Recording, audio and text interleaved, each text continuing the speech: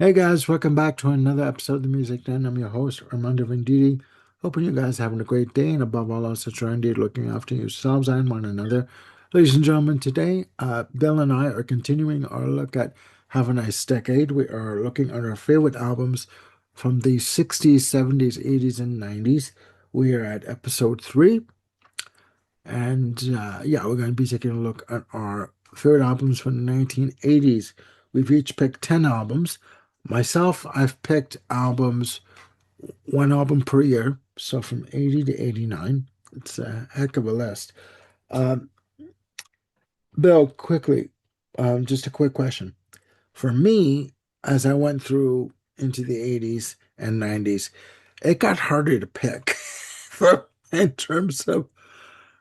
And for me, it wasn't about, oh, there's so many good albums. It was like trying to find a good album like that I remembered, you know. What about yourself? Yeah, the 70s were the hardest, but the 80s were not far behind because I had a ton to pick from. There were plenty that I had to leave off. The 90s were, I could narrow those down more. There were less to pick from, especially because I was more or less trying to keep my 90s list somewhat mainstream instead of going off into total obscure stuff that most people would have no idea about. Yeah. Because, well, because frankly, that makes for dead shows a lot of times.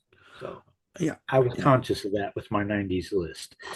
Yeah. Well, I was trying to find albums that, like that were actually, I remember that were actually good. I mean, it was for me, it was slim pickings, man. It was just like, okay.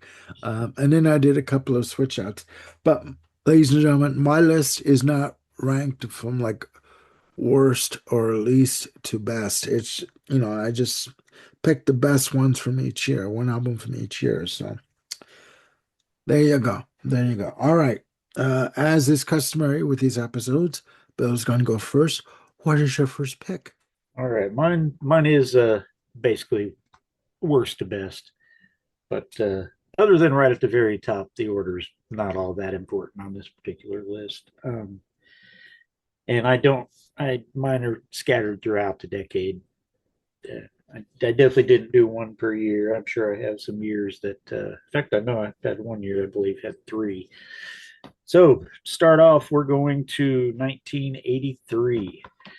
This Hmm. band, for many people, would have featured in the 70s. But for me, yes, 90125 is my first on my 80s list.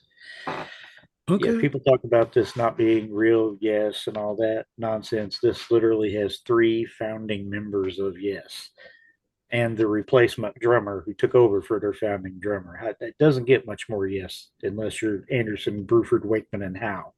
Yeah. So yeah, the idea that this is not Yes has always been ludicrous, even though I Hmm. get it. They started as cinema, but clearly they became Yes once again, uh, with a nice dose of Trevor Rabin in the mix, Yeah. who is clearly important to this album and this new, fresher 80s sound. I think Leave It is probably my favorite song by any version of Yes.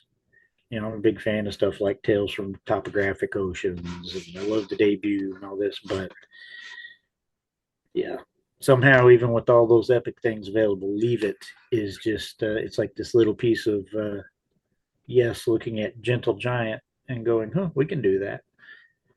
With Mm. all those Mhm. voices, man, it was great. And it's best, I think, when the instrumental cinema leads right into it to open side two.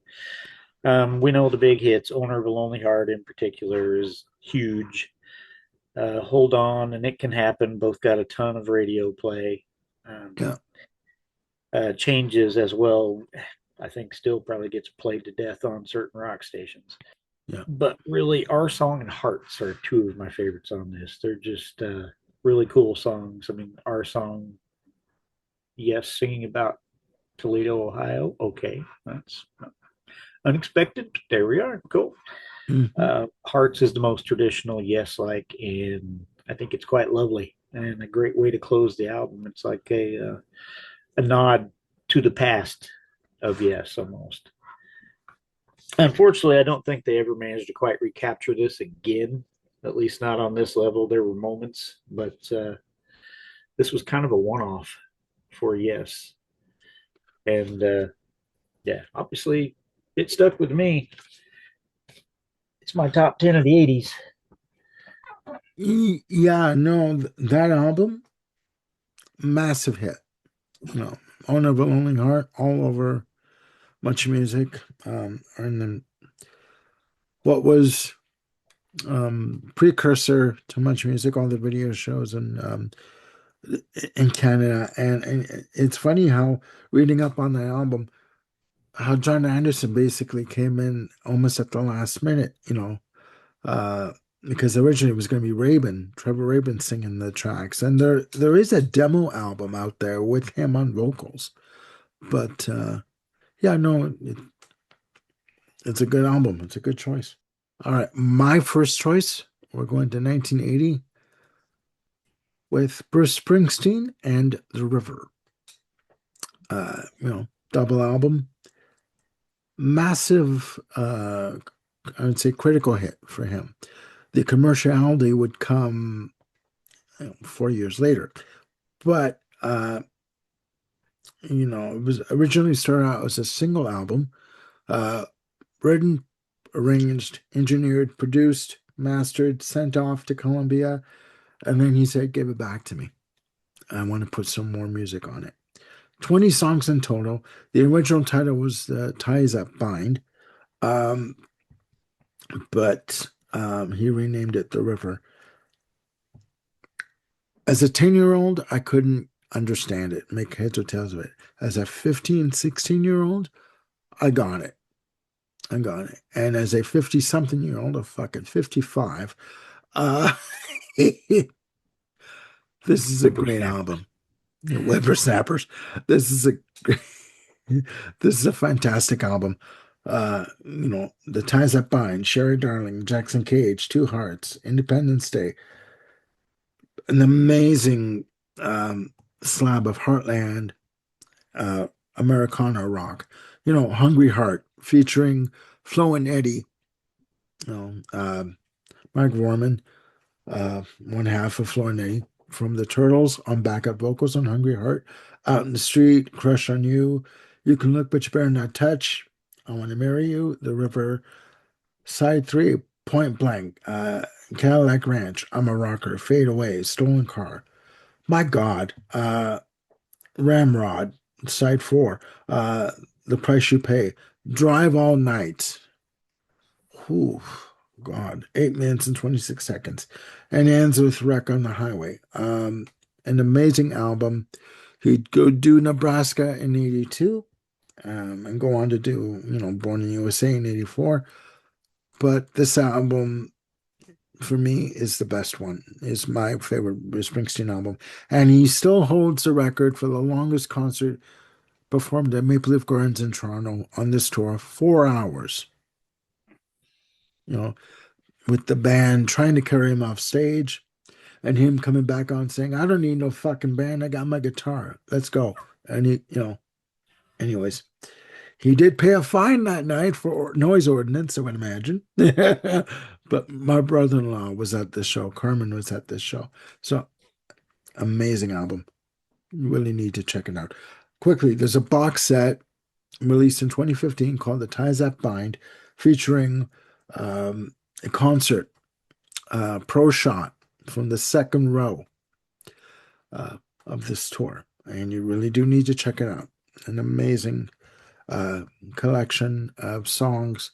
This album is just superb. I wouldn't skip a track. So that's my first choice. Bruce Springsteen, The River from 1980. I'd say that's probably my second favorite.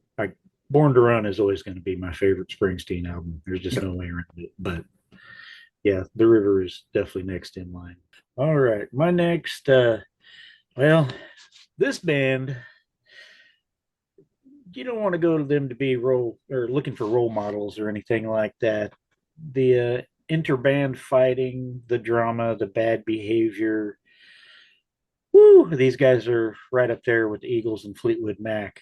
But when they got a particular new member in 1981, my God, they made a Stone classic, like Stone in Love, Journey, Escape.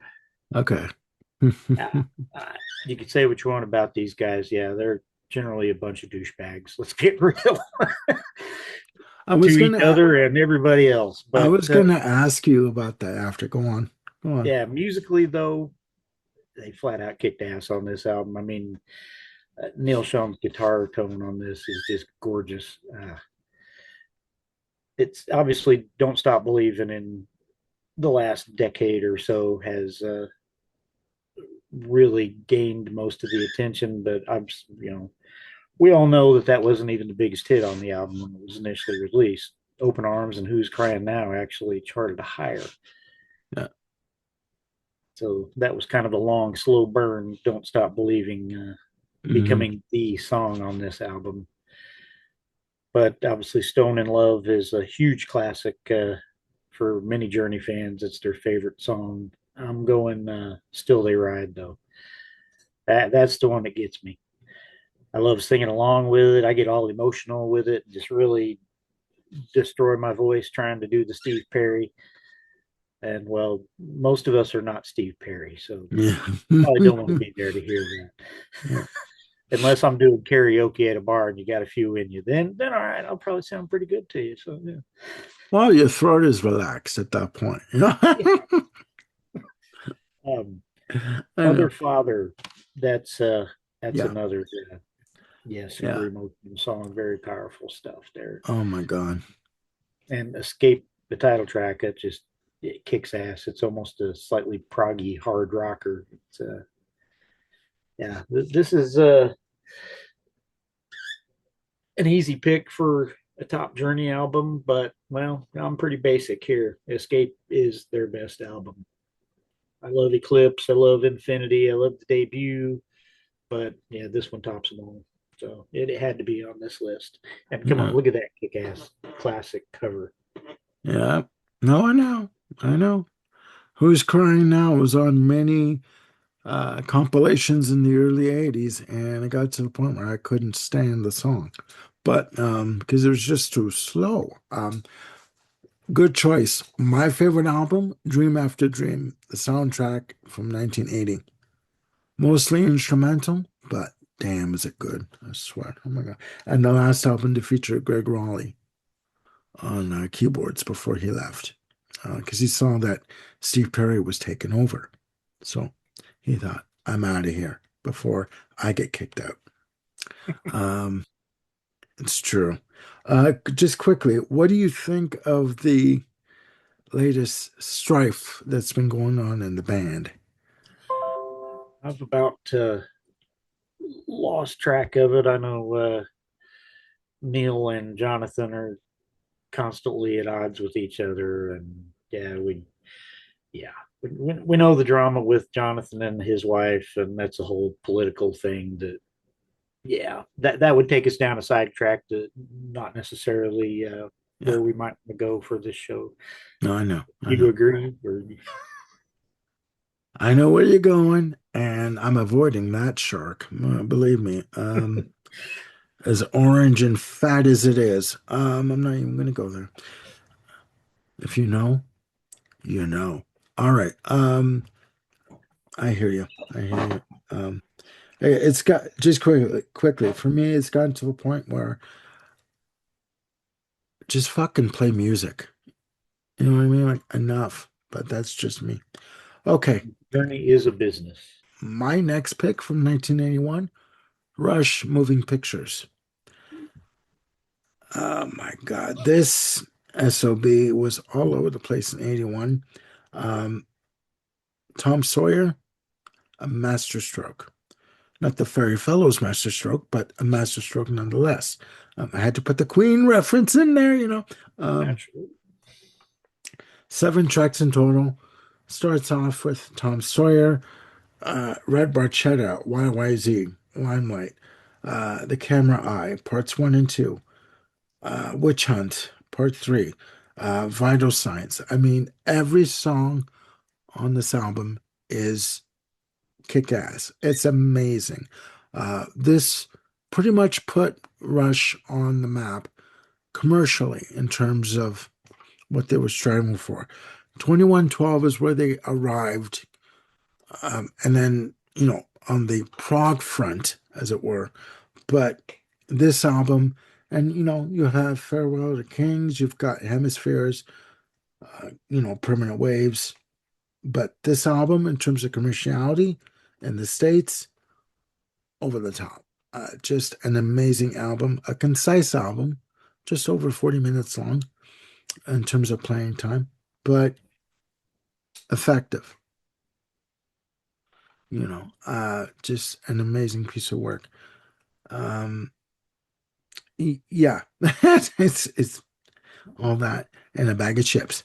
Um, and I mentioned this before. The 40th anniversary edition of the album has a concert they did in March of '81 at Maple Leaf Gardens. Full soundboard, all the mistakes are in there, all the extended guitar solos and drum solos are in there. Everything that's meant to be there is there. Um, and if you can get your hands on it, get it. It's an amazing piece of work. So that's my next choice. Moving Pictures, Rush, 1981. Now, aren't they from up yonder in Canada? From Toronto. Yeah, that's I know I've heard of them. I've probably heard a couple songs on the radio. Would you say that's a good album to start with? Depends what you want. If you want radio access in terms of commercial viability, this is a good album. If you want a good prog album, uh, Carissa Steele would be a good one. I know that's the bastard child that no one likes to talk about, but um, yeah, no, it's a good album. And speaking of which, where the hell did you get that hat? I caught the sarcasm. I went with it. Okay, Oh, yeah, no, I mean, it's mildly even familiar with Rush. yeah, mildly familiar. I mean, even the final track, which was the lead off single, Vital Signs, has a bit of a reggae tinge to it in terms of the guitar and the downbeat, the guitar line on the downbeat. It just has that sort of feel to it, a bit of a Police kind of a feel to it. Absolutely. Yeah, Um, the police influence is definitely noticeable there. yeah, and Neil Peart was a big fan of Stuart Copeland and a friend, you know. So yeah, um, great album. I wouldn't skip any track on this album. YYZ is a concert staple in terms of a extended guitar solo, and Limelight is it's a take on one's celebrity and how they deal with it. Um, and when I say that, I would uh, choose Neil Peart because he was one to not go in for the meet and greet that the Geddy Lee and Alex Lifeson would do at those shows. He would not participate because he didn't think that was he wasn't comfortable with that. So the other two would pick up the slack on that. Um, it's basically saying keeping people at bay and just not letting yourself being pulled into it, into the rock star lifestyle kind of thing. So, long story short, amazing album. Check it out. If you don't know about it, what the hell are you waiting for? Check it out. So, Based on our album ranking show we did a while back, it's the eighth best in their catalog, according to some weirdo. yeah, who didn't know about them at all, right? You bastard. Well, now I've just canceled my credibility, letting people be reminded that I rank it eighth in the Rush catalog. But I'm going to go in a completely different direction. I'm going to go take a ride on a wave of mutilation. That's right, because when I grow up, I want to be a debaser. Are you getting where I'm going here? There was a guy, an underwater guy, got killed by 10 million pounds of sludge from New York and New Jersey. This monkey's gone to heaven. It's the Pixies. Holy Doolittle. jeez. Yeah, Went that's right right. over my head. Of course, I actually, didn't. it's not the Pixies. It's just Pixies. Pixies. So, Again, went right but over my yeah, head. this is it's a tight battle between this and the follow-up Bossa Nova and the previous album Surfer Rosa, which is my favorite, but usually this comes out on top. It's generally the consensus pick again for the album by Pixies. Um, Side one in particular is just loaded with some of their most noted known songs. Here Comes Your Man, like I already said, Debaser, Wave of Mutilation, Monkey Gone to Heaven. That's uh, Frank Black, Black Francis, whichever name he chooses to go by at any given time. The man was and is quite unique. Uh, he could scream like few others. I mean, he's right there with the likes of James Brown as far as being able to just absolutely wail. Mm. And this album was really like nothing else at the time when it came out. I got into it almost accidentally. I just ordered it from a one of those mail order record and tape clubs, and I thought, all right, this sounds cool. I had no idea who Pixies were. Mm. And I got this and Surfer Rosa at the same time, and yeah, you can bet the first time I put this on and he started singing the bass, or what the hell is this? And it stuck Yeah. with me ever since. Mm-hmm. And it was like they were this popular cult band back then, but then over time, maybe starting with Kurt Cobain name checking them as a huge influence on him. Yep. Their cool cred in the popular consciousness increased greatly over the years Mm. until the point where they finally had their comeback with all four original band members. Unfortunately, Kim Deal is no longer with the band, but the other three guys are still there. So, yeah. And if you have not heard the Pixies, this is clearly the album to check out first. You're going to know by the time you're done with the first two or three songs if this is a band you need to hear anything more of, Mm-hmm. Mm-hmm. because they may turn you off right away. Okay. If they're anything like Black Midi, I've heard the name, but I haven't really concentrated on the music. If they're anything like Black Midi, I'm out. I can't do it. I can't do it. I just can't do it. Are you a Pixies virgin? Yes, I'm a Pixies virgin. Huh. Where's the punchline? Go on. No, there's no punchline. I was just Okay. curious. Yeah. Okay. No, I'm a So you're one Pixies of the virgin. people I'm talking to. All right, There you Armando, if go. you wanted to check out the Pixies, My next choice, 1982, Donald Fagen, The Night Fly. His, first solo album after the breakup of Steely Dan. This is just a good slab of, I would call it blue-eyed soul.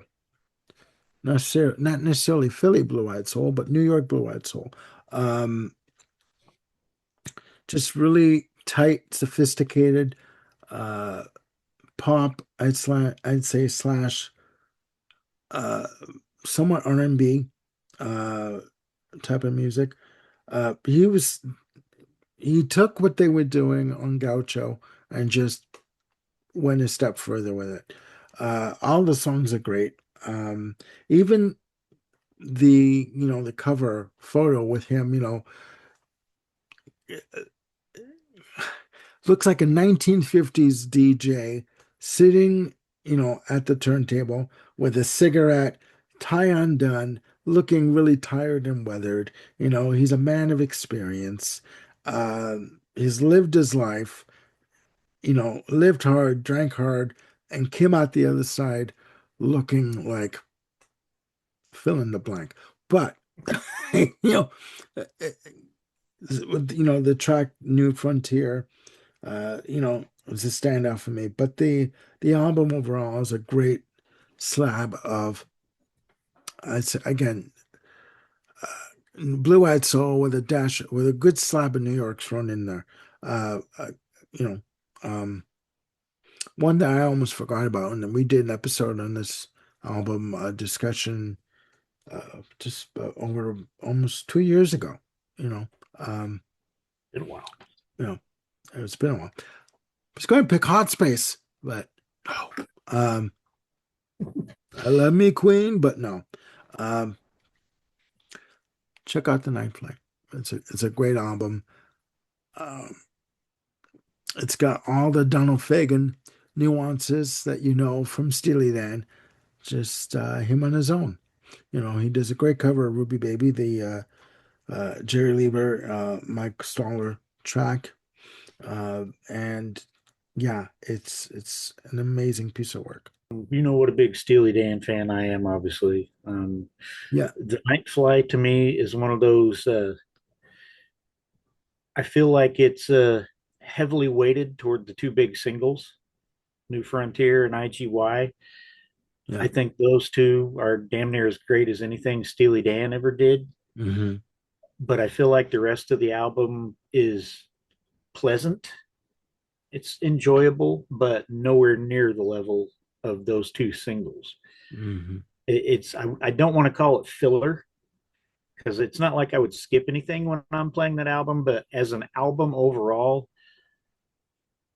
I think it's to me it doesn't live up to Steely Dan, except for maybe Gaucho. You know, Gaucho's less than perfect for me. That was where they kind of started going a little too far. Well, I mean, okay. I mean, for me with Gaucho, any album that's got Patty Austin and Valerie Simpson on backup vocals, I'm there. Hello, hello, I'm there. It's like, okay, let's do it. So, but I know what you mean. I know what you mean. Um, to me, just quickly, Gaucho was sort of where they were going to go after Asia, and this album, Nightfly, is kind of like where he was going to go, after Gaucho, kind of like I guess you call it a mini progression. Not that far from Gaucho, but a mini progression, you know. I Uh, feel like the Nightfly in general is a little warmer and more human than Gaucho. All right, let's see. We did a spotlight on this one in the music discovery. Um, it's obviously it's not new, but yeah. Yeah, yeah. 1986, the debut album from Concrete Blonde. This was I think we got what like 20 some odd views maybe on that episode. It was like it died a quick death and we never did a follow-up because it had such terrible Yeah. views. And I wanted to do another one, but you didn't want to do one. So okay. All right, but this was my band in the late 80s through the mid Yeah, 90s yeah. probably. I absolutely loved Concrete Blonde. I fell into this accidentally. It was like handed down to me by my aunt who didn't want it and came by a free copy, and I listened to the cassette every night. And was, yeah, absolutely fell in love with it. Hmm. Uh, it starts out with True, which is a lovely ballad that showcases Johnette Napolitano's singing voice and Hmm. James Mankey's gorgeous guitar tone. Uh, Johnette's the primary songwriter and the vocalist and typically the bass player, but James Mankey is as important to Concrete Blonde because his guitar is just it's like I said, it's gorgeous. He has a unique tone that is all him, and he's one of my favorite guitar players. Period. Even Hmm. though he's not very well known, he's also the brother of Earl Mankey from Sparks. Just for that little bit of trivia. Okay, Uh, cool. this is kind of all over the map here. Side one has a number of different pop and rock styles that were typical of the mid 80s, but then putting their own stamp on it. Side two gets a little more acoustic and some, pretty mellow ballads. they actually evolved beyond this and got a bit more popular a few years down the road. We'll, Yeah. we'll probably get to that at some point, but this still remains my sentimental favorite. Uh, I don't know if it's their best, but it's the one that's near and dear to my heart. It's the one that started me into them. And if you have not heard Concrete Blonde, well, check out this one or the one that we may get to in the next series. Okay. Okay. And just for the record, I have uh, I bought a Concrete Blonde bundle off of eBay. So I have some of their CDs. We are going to be doing, or I'm going to be doing an album ranking on Concrete Blonde. If you want to join me, you're more than welcome. If not, I'm flying solo. But I mean, I'm going to get that done. Sounds Um, good to me. okay, we're going to do that. You heard that from the horse's mouth. Or I think it was his mouth. Okay. Okay. All right. Are we Um, including like side projects and whatnot? No, I'm just kidding. We actually had that discussion quite a while back. Ladies and gentlemen, this is Bill Schuster's last episode on the channel. I'm kidding. Okay. Okay. No, but we are going to do an album ranking on Concrete Blonde coming up. Uh, and it's been a long time in the making. Okay, my next choice, we're going to 1983. My choices are in chronological order by year. Lionel Richie with Can't Slow Down. I mean, you know what? Call him Mr. American Idol, whatever you want. With the release of this album, 8 tracks in total, 5 singles. I mean, this juggernaut just smashed you over the head when it came out. Can't Slow Down was a juggernaut. On side one, you've got the title track, notwithstanding, All Night Long, Penny Lover, Stuck on You. Boom, boom, boom, boom. Done. Okay. And if Penny Lover isn't a country song, or sorry, Stuck on You isn't a country song, I'll eat your hat. But those 3 tracks, mega hits, mega hits. Uh, Side two, Love Will Find a Way. Okay, it's there. The only one, okay, whatever. Uh, Running with the Night, post disco, R&B, whatever you want to call it. Jeff Porcaro on drums, amazing. He's in the pocket. Steve Lukather on guitar, on lead guitar solo. Forget about it. That's a mic drop moment. There was a story. He said that when he did the solo, he was recording it, and he just kept going and going and going. And they're like, "Okay, Steve, we're done." He's like, "Well, I'm not done yet." "You're done?" "I'm not done yet." And he just kept going with the solo, right? But it's an amazing album. Ends with Hello. I mean, this thing just was out there. It was just in the stratosphere. Could he duplicate it? No. I mean, albums like Dancing on the Ceiling, which to me was, Can't Slow Down 2.0, from 1986. And he would release other albums going forward, but this album it was the zeitgeist at the time. It was in the zeitgeist. And it was a major hit, you know. Um, I'm sure Motown thanked him for it. This is a great album, and yeah, I think it should be mentioned. You know, It is a great album, and it was huge. It was like one notch below Thriller back in at that time, yeah, commercially. I mean, I still prefer this one, his yeah, first solo, and I yeah, prefer his stuff with the Commodores even more than this. But yeah, Can't Slow Down is obviously that's one of the huge albums of the '80s. yeah. And my favorite track from the debut solo album um, is "You Are." You know, Yeah, You Are is gorgeous and truly. I mean, as an opening solo single, unless you count "Endless Love" with Diana Ross, truly was a hell of a way to start. yeah, yeah. Produced by James Anthony Carmichael, I believe. Um, that album and this album as well. Uh, but yeah, You Are for me as a single. Oh my God. It's just, um, even though you've got I don't know what kind of keyboard it is, what the name of it is, but I remember hearing the same type of synths used on the Hill Street Blues theme. you know, on That NBC. used to be my Uh, favorite show yeah, way back then. but I mean, Mike Post. Dun, dun, dun. yeah, yeah, Wow, oh wow, yeah, wow. oh yeah. But Can't Slow Down as an album from '83, it was everywhere, everywhere. And again, I'm sure Motown thanked them, you know, unbelievably so. So Yeah. there you have it. That's my pick. Lionel Richie, Can't Slow Down from '83. I'm going to go for well, something a little less commercial, but it was successful, just nowhere near that kind of level. It was Hmm. more of a cult success, more along the lines of Pixies and whatnot. It's the self titled second album from Amy and Emily, Indigo Girls. Hmm. Yeah.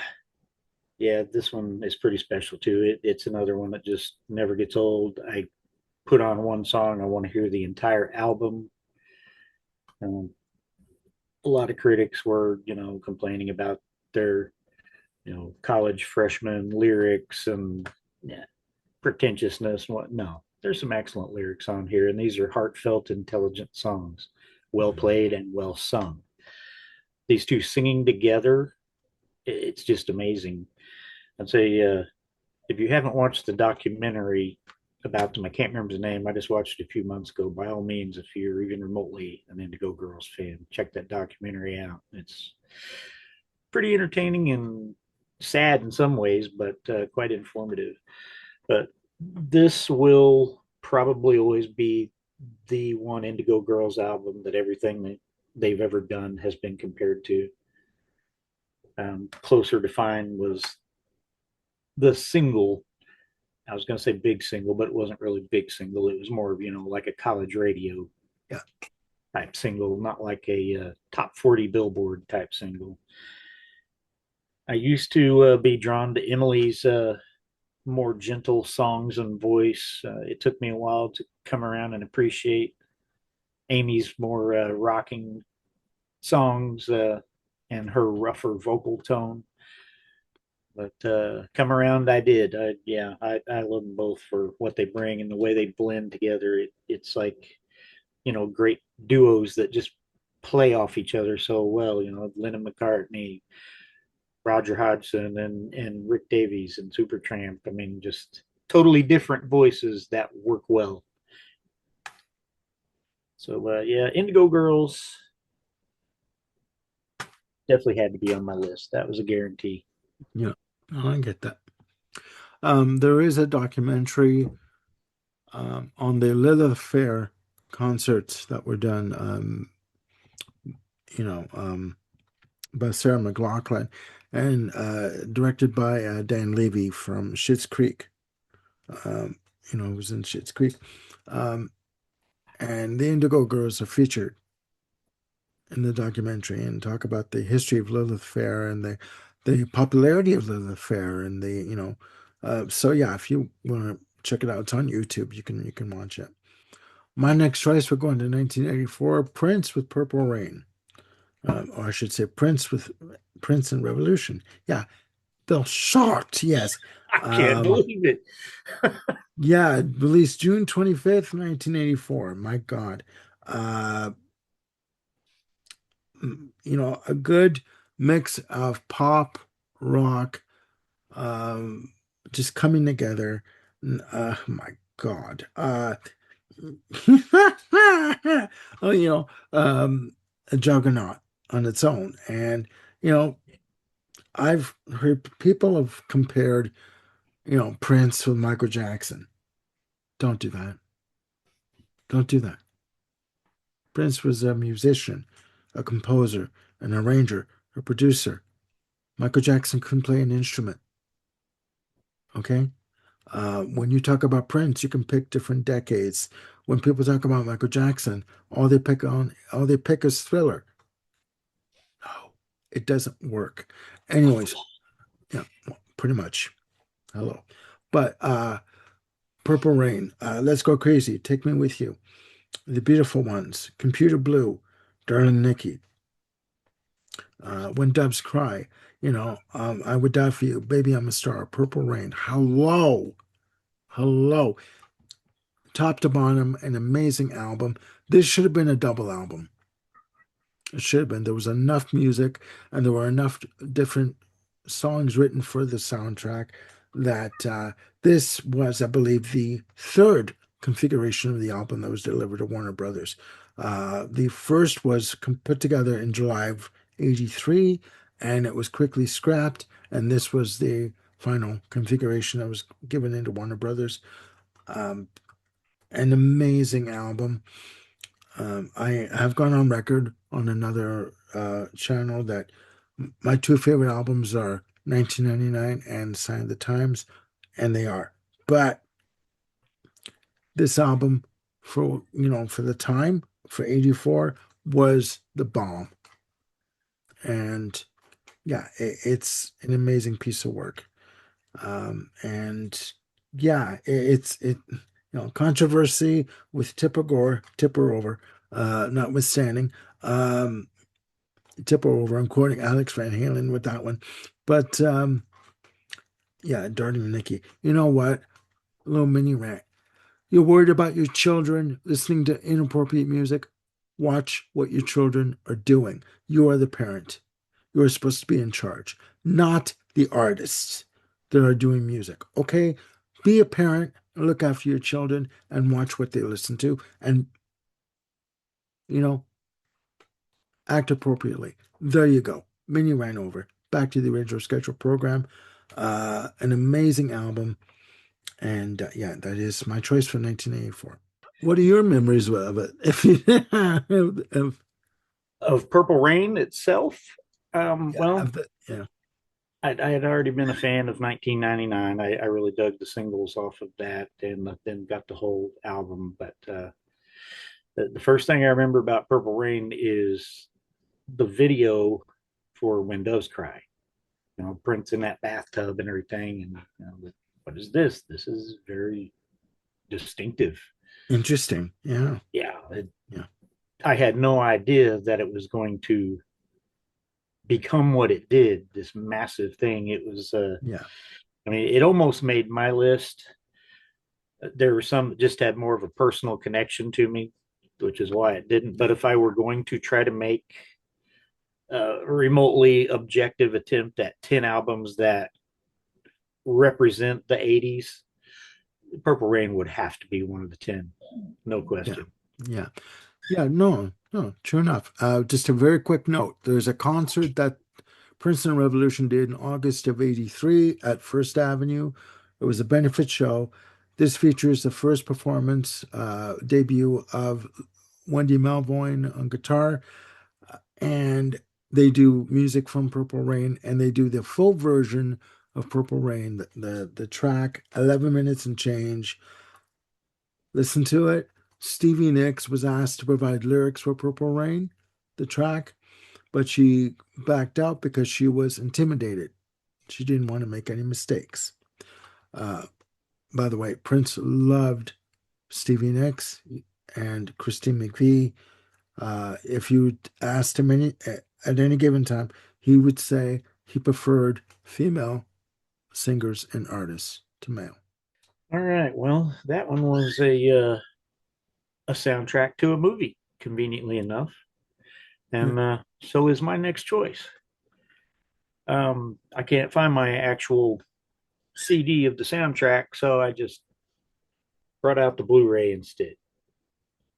Little shop of horrors. Yeah, Mhm. come on. This thing is great. We did our episode a couple years ago, Rocky Horror Picture Yeah. Show versus Little Shop of Horrors. Had a lot of fun with that. So if anybody really wants to take a deep dive into those two movies and soundtracks, by all means, go dig that episode out of Right. the past. Oh yeah. This I We were in recently saw. costume. Yes. Yeah.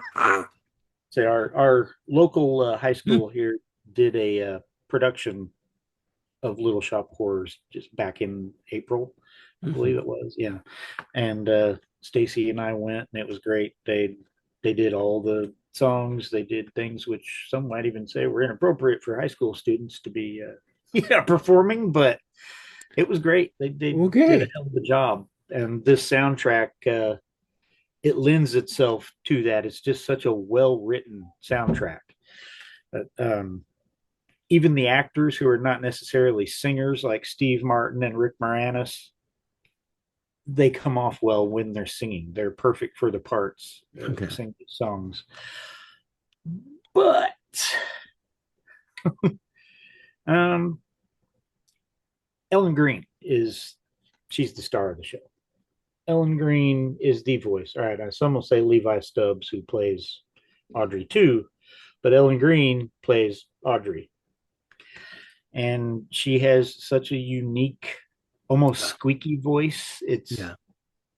It's her own instrument, and I think it's just very touching and beautiful. Yeah.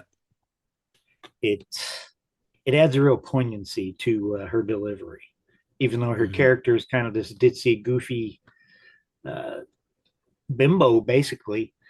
Um, she comes off as just this very kind-hearted, loving person, and that it really shines in Ellen's vocal performance. So to me, she will always be the star of the show here. So I Hmm. mean, yeah, Levi Stubbs obviously is great, and well, Steve Martin as the dentist, that's a pretty big highlight. That song is hilarious, and Yeah. Steve just sells it. So yeah, I love the movie and I love the soundtrack. It's right there with yeah, Rocky Horror Picture Show, which I mentioned in our '70s countdown. So my two favorite soundtracks Yeah.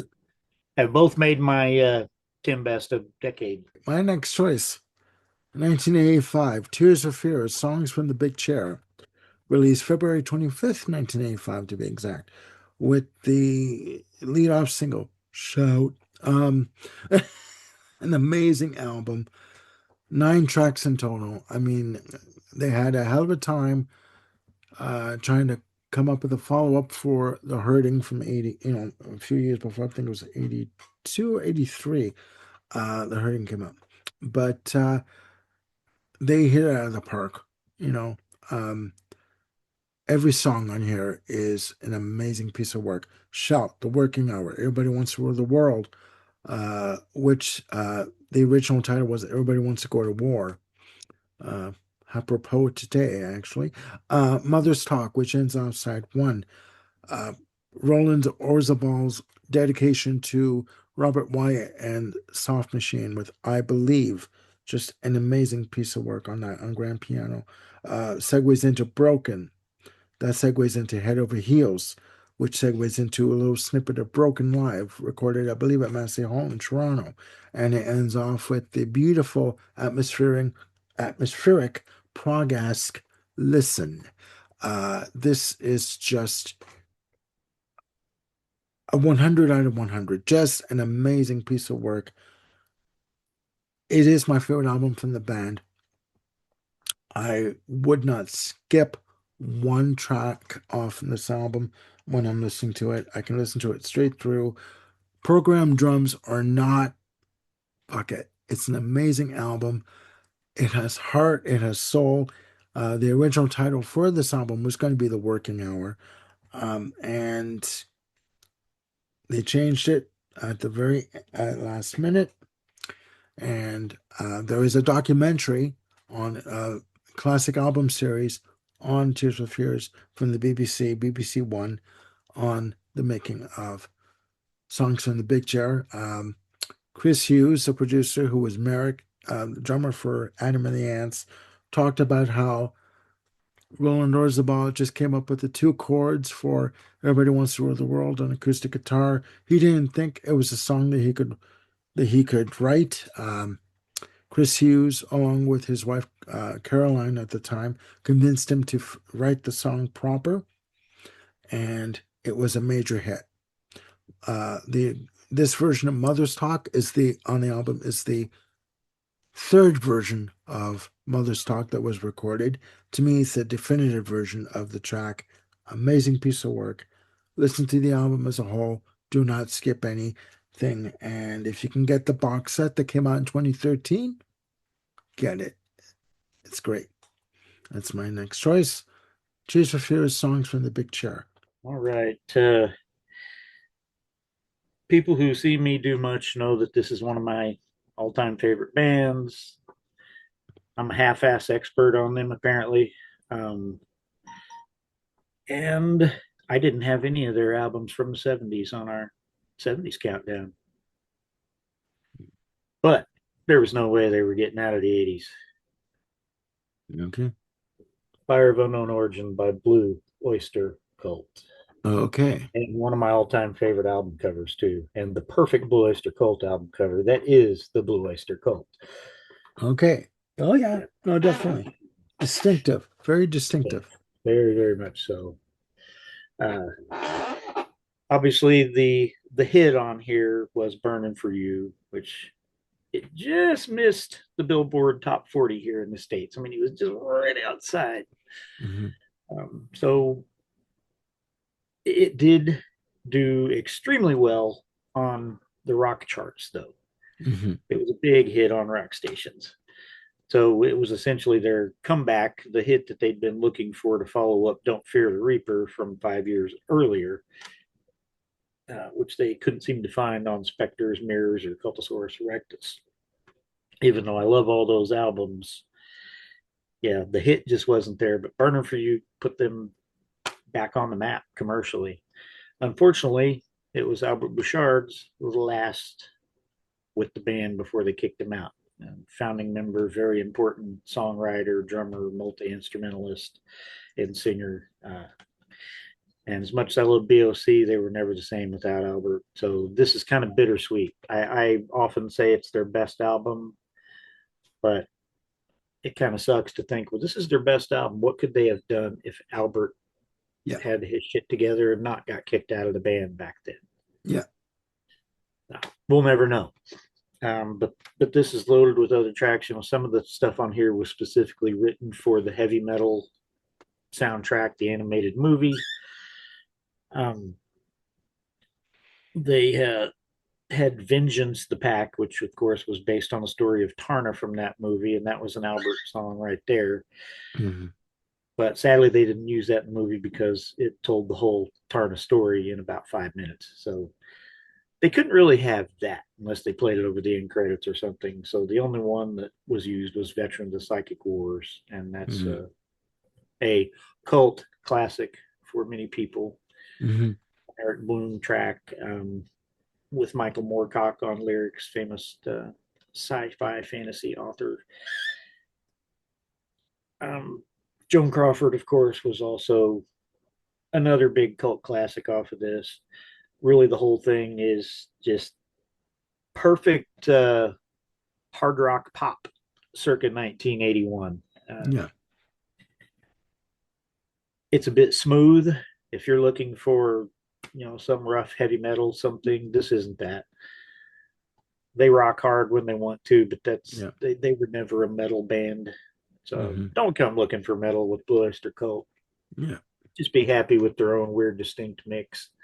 And I don't think it ever gets better than this. Yeah. Fire of Unknown Origin. Good album.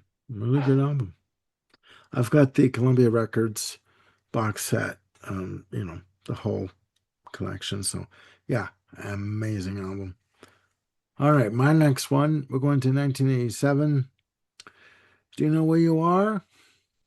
You're in the jungle, baby. Okay. I'm not going to do the voice because I can't grab myself that low or that hard. So I know If I had it's, a couple in me, I might do the voice, but I don't have a couple in me, so I am not doing the voice. there you go. There you go. Guns N' Roses, Appetite for Destruction through their debut release through Geffen Records.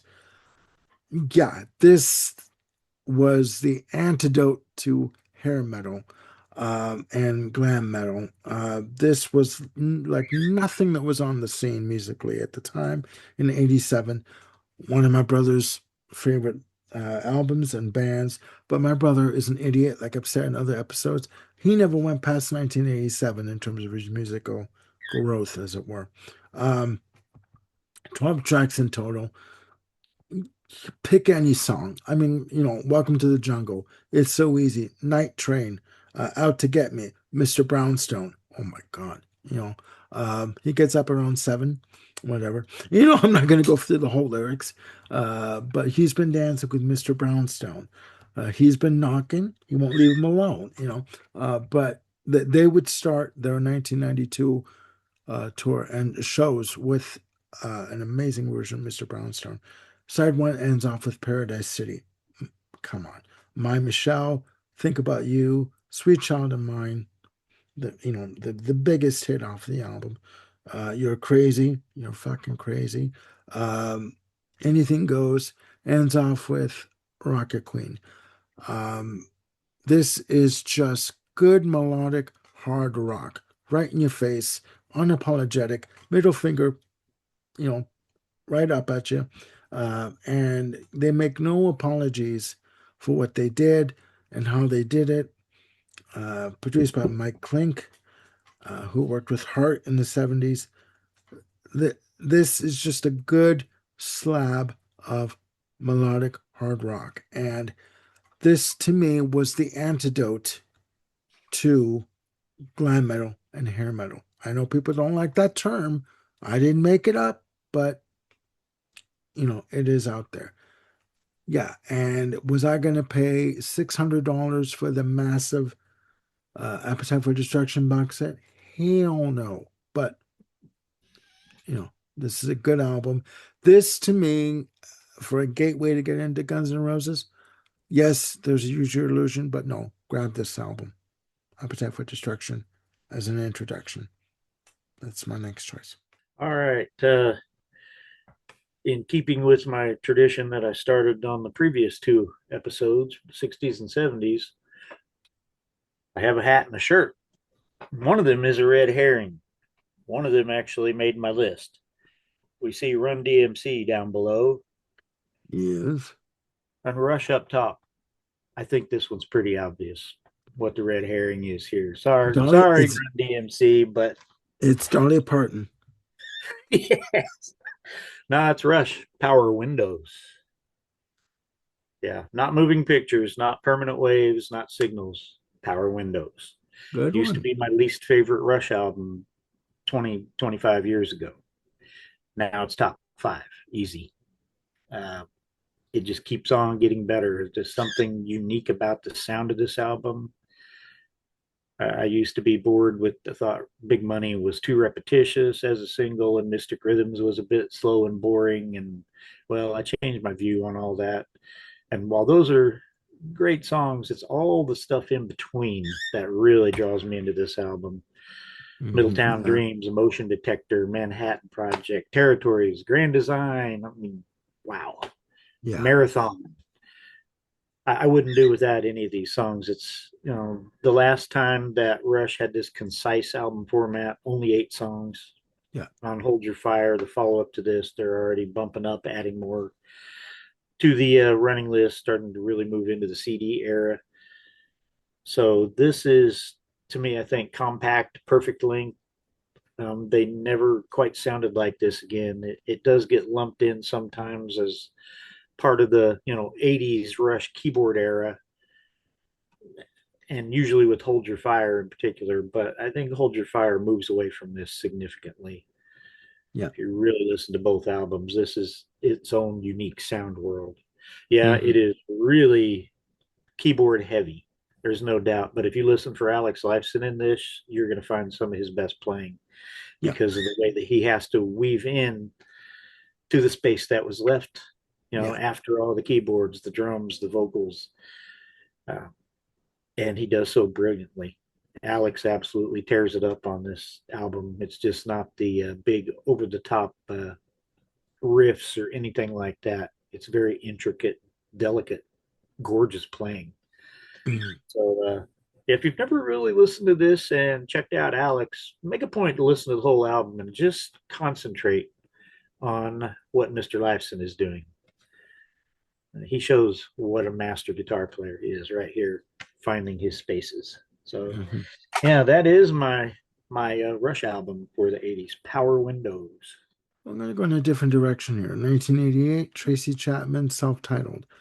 Um, she made a big splash with this album, with the lead-off single "Fast Car." This album was the antithesis of what was going on musically in the 80s. You had big hair, um, shoulder pads in terms of what women were wearing, in terms of their outfits in the clubs. Taylor Dane with the big hair and the moose, and tell it to my heart, tell me I'm the only one. But this, and you had George Michael riding the crest of the success, the wave of success with Faith. Tracy Chapman just came in very quietly, but she made a hell of a dent and a hell of a splash. Talking about a revolution starts off the album. Uh, Fast Car. This was me in 1988. This was a 17-year-old who, at that age, wanted to go somewhere new and start over and just start living a life. And just wanted to get away from what was happening, which was nothing, just existing, right? So this song, Fast Car, made a big impression on me. And very simple arrangement with guitar, acoustic guitar, but impactful nonetheless. And it did make a statement.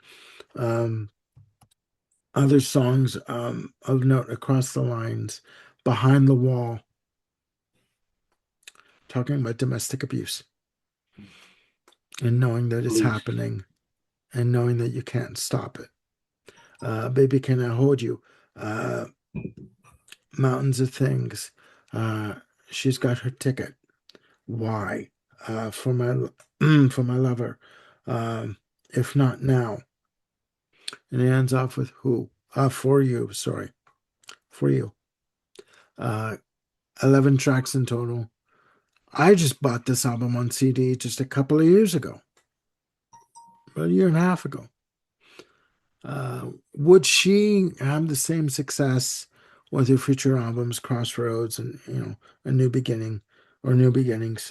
Probably not, but she's still thriving, and she was also on the Live Affair tour in its early incarnation. Um, Tracy Chapman, self-titled.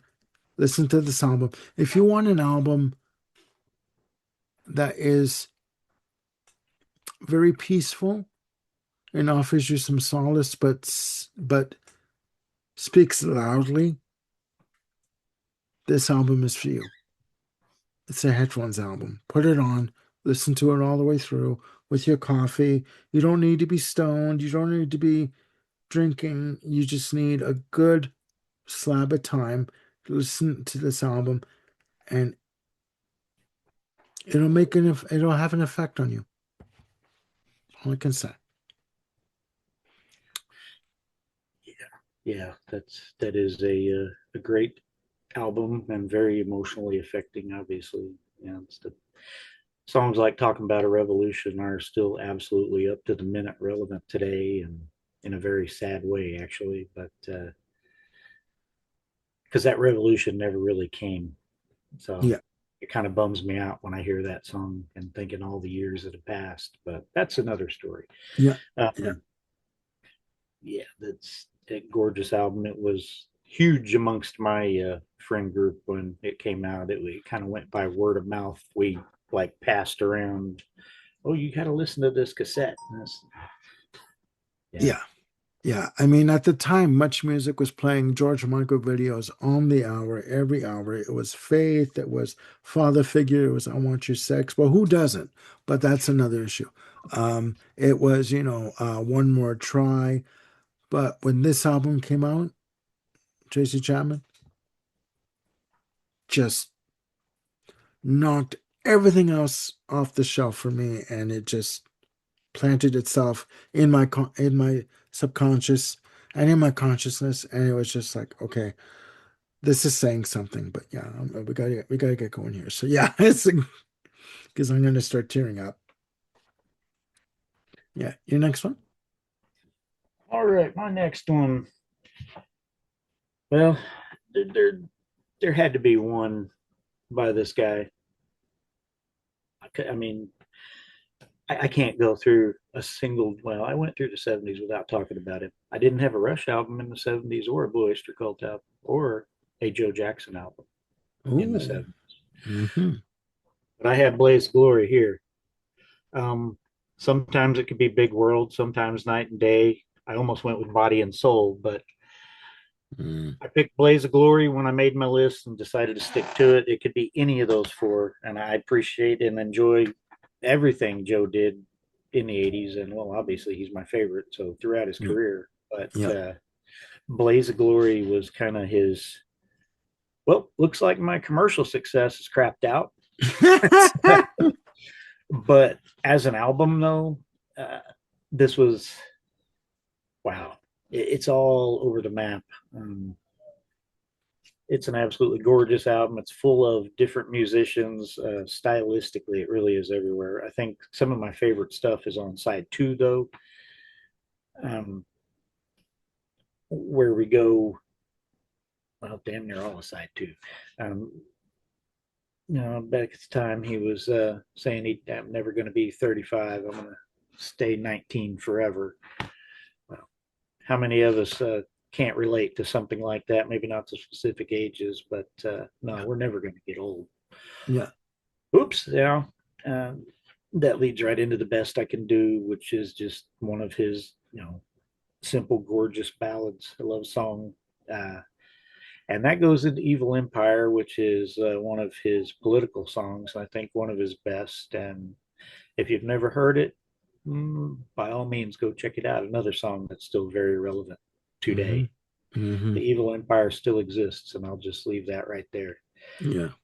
And that goes into Discipline, which is this I'm not going to say techno, that's not really the word I'm looking for, but it's very it has that artificial sound. It's very steady, rhythmic. Yeah. And then there's this gorgeous little interlude in there where a woman's voice comes in. Well, tonight I'm gonna be my only slave. Turn on my CD. Oh yeah, and then it goes back into the main song. Dun dun dun. Yeah, but it closes out the album right after Discipline with the human touch, and again a perfect way to close out because it's one of those warm, vulnerable, honest Joe Jackson love songs. It's just Yeah. him trying to be human and make a connection with other humans. I mean, isn't that what we're all trying to do in some way? That's kind of Yeah. goes to the heart of what humans should be all about. But You think? Yeah. yeah, this was not all that commercially successful, especially not compared to the previous few. But yeah, it's a great album. No matter, um, I think he would make better later in his career. But I'm one of those weirdos that thinks Joe got better in the '90s and 2000s. So that's not the consensus. Well, But if you like '80s Joe Jackson and you haven't heard that, by all means, get Blaze of Glory. my last one for 1989 for this episode. 1989, The Cure, Disintegration. Uh, Robert Smith and the Boys. Oh my God. Uh, the The Cure are a band that they were achieving success with 85's They Had on the Door and 87's Kiss Me, Kiss Me, Kiss Me, which was a double album. They didn't like the success they had achieved. They weren't comfortable with it. So they went the other way. Morons. But, and they came up with uh, Disintegration. 12 tracks, 71 minutes in length. Uh, how can I describe this album? Rock, bits of industrial thrown in, just sort of textured guitars. Every song on this album is great. Plain Song, Pictures of You, Close Down, Love Song, Last Dance, Lullaby, another a great one. The single Fascination Street, Prayers for Rain, uh, The Same Deep Water as You, title track, Homesick, and ends with Untitled. Lengthy tracks, 7 minutes, the longest track, second longest, sorry, 9 minutes and 22 seconds for The Same Deep Water as You. Great guitar work, great drumming, um, melodic as all get out. And yeah, this is my favorite Cure album. Uh, a lot of the songs, well, all the songs on this album are about relationships, about wanting to be in a relationship, questioning yourself, questioning the situation that you're in, wanting to get out, wanting to leave this world, hoping that there's something better on the other side in terms of themes of suicide, unfortunately. But this is just a great rock pop album. Again, hints of industrial music that comes in, but it's done beautifully. It's done beautifully. Robert Smith, recently contributed vocals to the new Rolling Stones album, Foreign Tongues. But this is, if you're looking for an album that is not in the mainstream and is the alternative to what was going on musically in 1989, this album is for you. Right? So that is my last choice for this episode. Uh, you know, Apparently you have another one. Yeah, like I said, somehow we got out of order. So, because, yeah, I only talked about nine so far, but Oh, this was okay, definitely always going to be my number one. okay, Um, People love him, people hate him. There's not much in between, frankly. He's that kind of guy. Some think he's a genius, some think he's a no talent hack, some think he's a wonderful humanitarian, some thinks he has his head up his own ass and he's a bigot. Well, I'm a big fan of the man and the artist, Roger Waters. Pros and Cons of Hitchhiking, 1984. cool, Uh, good one. yeah, this is some of those were not necessarily in order. This is in order. This is my top album of the 80s. So, probably not a very popular choice. It's not even the most popular Pink Floyd related album of the 80s. It might make the top five. I don't know. Okay, But it's my favorite. And it's also my favorite Eric Clapton guitar performance ever. Because Eric does his own brand of David Gilmour noodling his bluesy bits all over yeah, this album. yeah, Some people love that, some people don't. I'm obviously one of the ones who do love it. I think he blends well with Roger here, even though apparently he didn't necessarily get what the hell was going on. Um, Roger gets a little out there sometimes, but man, the lyrics get deep on this. The story is very cool and unique, and it needs to be listened front to back in yeah, order. yeah, They released 5:01 a.m. The Pros and Cons of Hitchhiking as a single, yeah. and I remember I was not really aware at that time about Roger Waters or even a whole lot of beyond basic Pink Floyd. So I was like, what the hell is this weird song? I didn't get it at the time, but it wasn't long after that. It took me a year or two after the album came out before I got it and started really listening to it. And it's only grown better and deeper over the years. I mean, I rank it right up there with the best Pink Floyd albums for what it means to me. Um, uh, yeah, I think this might be Roger's single best vocal performance. I mean, it has all his cliches, the Okay, whisper to a scream, the jump scares, musically and vocally. yeah. I hit those. done. I Uh, understand it, but I well, yeah, hate the. especially put on the headphones or you're just sitting in a dark room and you got surround sound on or something, and it really just goes boom. There were Arabs with knives at the foot of the bed, right at the foot of the bed. Whoa. Yeah. Okay, And then Roger. you turn around, can I have a cup of tea? It's like it's so quiet, right? I'm like, oh my God. No, I get it. Yeah, I get it. there are many, there are moments like that, these rough things, but there are also plenty of gentle, beautiful moments also, Yeah. and very human. Yeah. This is not one of Roger's political albums. I mean, it's a fantasy, it's a dream, but it's an exploration of human relations also, Yeah. Absolutely. encapsulated within this journey that the story is on this album. It's not for everyone, but if it can get its hooks in you a little, keep on going with it, and it'll It's never let good. go. It's a good album. It's Yeah. one of my all-time favorite albums. Period. Yeah. The fact that it took place basically within a dream cycle, it's like, ooh, okay. Um, and I do remember reading on it for another episode that Eric Clapton, who toured with him on certain dates for certain legs of the tour of this one album, and the additional guitarist, uh, Tim, I forget his last name at this point. Um, Is it Tim Pratt? yeah, I believe so. Yeah.